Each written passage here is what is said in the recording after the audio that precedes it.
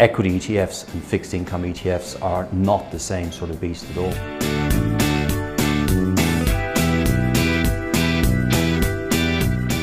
So ETFs are very transparent in that you see whatever's in the index and you can go and find out is going to be in the ETF. But what you don't know is, well, that's the index today, but what happens in 3 months, 6 months, 9 months, 12 months, and all the way into the future. You don't know what's actually going to be put into the index, because with bonds, they're always maturing. There'll be, let's say there's 5 bonds maturing per week, so there's about 500 in the index.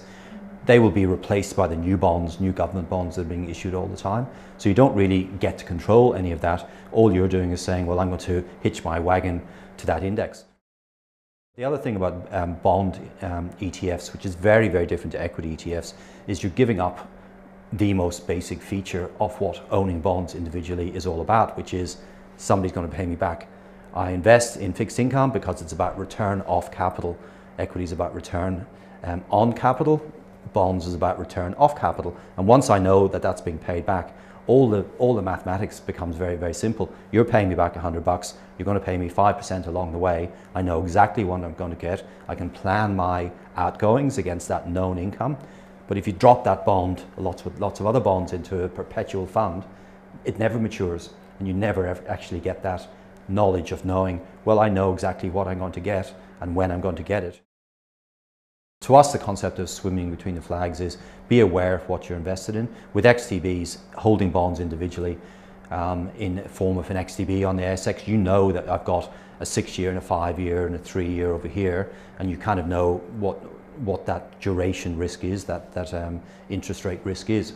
But if you're holding an ETF that might have the 30-year bond in there, and suddenly the government issues more 30-year bonds that will automatically go into the ETF, you're probably not aware of what your duration risk is, and you definitely don't have any control.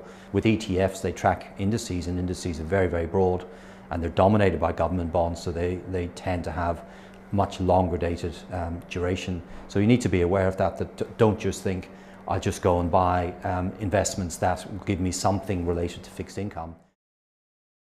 Fixed income ETFs do give you a particular type of investment, but they don't have the same economic characteristics as owning bonds individually, because that very fundamental thing, a bond matures, they have to pay me back, is lost. It's completely lost. They never mature, you never get paid back. So owning bonds individually is one asset class.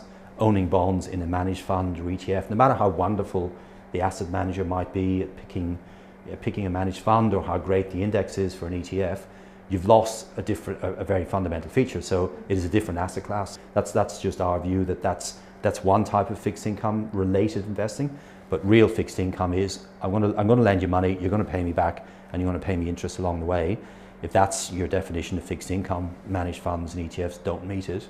Whereas owning bonds individually, whether government bonds, whether corporate bonds, fixed or floating, you know you're going to get paid back.